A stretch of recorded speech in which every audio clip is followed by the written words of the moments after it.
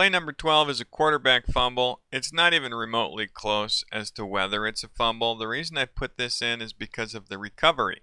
So the quarterback gets hit, he's stripped immediately, the defense picks up the ball and starts running, and the referee, who's pretty close to the sideline, is shutting the play down properly because the player who recovered the ball did punch a knee down after he got it.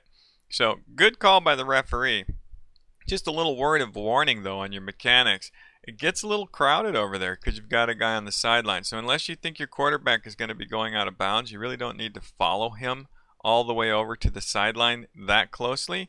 Give yourself a little room, maybe help the crew out by having another angle. But it was a good get. Play number 13 was a fumble near the sideline and a recovery, very close to the sideline. I want to talk about that and also the mechanics on it.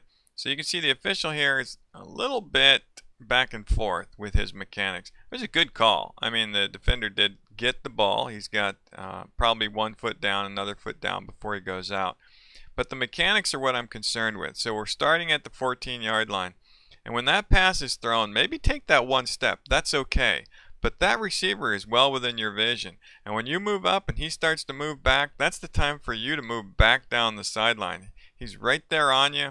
And the red arrow shows probably where your view should have been in order to have the best angle at it. Yeah, you got the call right. But we want to be careful because, number one, we want to protect ourselves. And number two, we want to mechanically be in the best position to make the correct call. Play number 14 is a fumble rip and strip. This is not a difficult play to officiate other than you are going to reverse your field. But you don't see this very often when progress isn't already stopped. And this is a good example of progress not being stopped and the defender just getting in there and taking the ball away. So it's one-on-one. He does not have him wrapped up. He's spinning out of it, and as he does, he just strips the ball and starts running. So, like I said, it's not one of those plays you see every day, but if you do see it and the guy's being held up by another player and another guy comes in and strip it, that's when you're going to have to make a judgment as to whether progress was stopped or whether it was actually a fumble. So, it's worth some discussion. Play number 15, we're going to move into progress. This is probably the most basic of them all, a backfield progress spot on a sack or a running back tackle in the backfield. 10-yard line, that's the progress spot. So even when he gets taken down at the 7-yard line, wing guys, don't go to that fall spot. Go to the first contact spot unless he breaks out of it or you rule that forward progress has been stopped before he breaks out of it. 10-yard line, easy call. Play number 16 is big time play because it was ruled stopped by progress before the ball came out before he was taken to the ground. And that's a tough call to make, especially in a state championship game, which this is. So what happens was the receiver has it, he controls it clearly, he catches it, spins, gets hit, driven back 2 yards. He catches it there at the 36, he's driven 35, 34, and then the ball starts to come out before he hits the ground. And the official ruled forward progress. I love this call. It's a gutsy call. But if you've got it and you're confident with your judgment on that, that's a good one to get. Play 17 is an airborne receiver pushed back, so his progress is given to him where he's first contacted in the air, and this is where cross-field mechanics are critically important. The near side official is coming up looking for that spot, so far side official, 49.5. Make sure he's up there. If he can't find you, then you come onto the field, pop your whistle a couple of times, and get him the right spot. Play number 18 is pushing back a grounded receiver. So this is a receiver, does a button hook, comes down. He is contacted initially right there at the 40, driven back to the 42-yard line. Again, far side official, this is a cross-field opportunity for you to come in, pop that spot, give him the 40-yard line. That's what we need to have an accurate ruling on the progress for that play.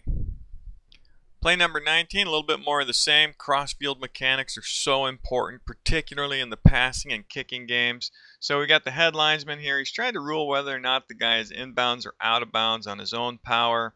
Second quarter, time sensitive. So he says he's inbounds, so he's winding him up. He's correctly looking across the field for a spot from the line judge who should have him spotted up there at least another 3 yards.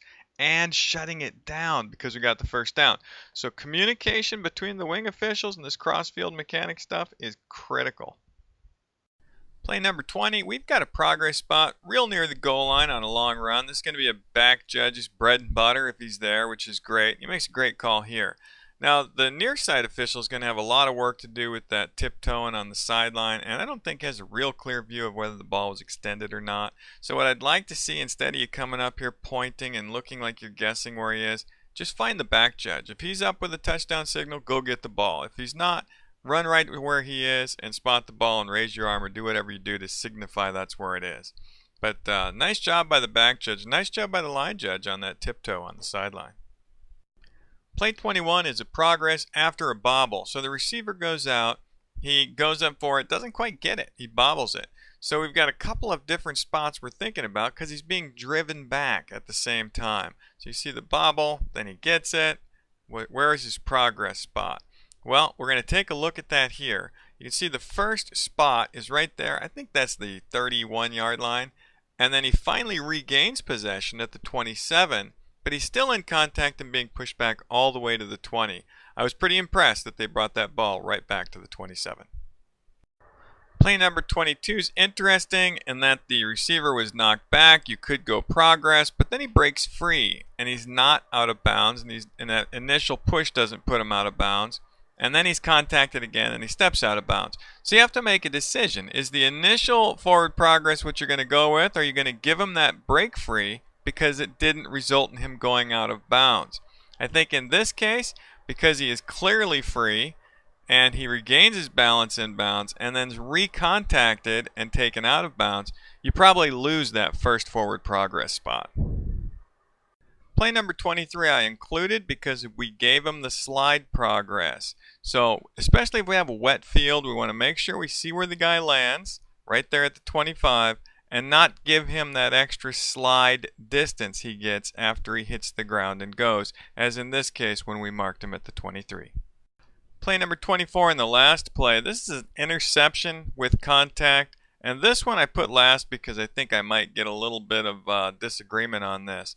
But if a defender intercepts the ball and he's then in contact with what was a receiver, then he's given the forward progress at the point of contact if that contact results in a tackle. So in this case, when the defender went up in the air, possessed the ball, came down at the 5, he's in contact, and now in the process of a tackle, he gets the 5-yard line because that's his forward progress, even though his original momentum is carrying him the other direction. Kind of like when a receiver does a button hook and then he's contacted and driven back, we give him the area that he reached furthest up the field, even though his initial direction was back toward his own end line. Thanks, guys and gals. That's it for this section. I'm the innocent bystander. Somehow I got stuck between the rock and the hard place, and I'm down on my luck. Yes, I'm down on my luck. Well, I'm down on my luck. All right, send lawyers, guns, and money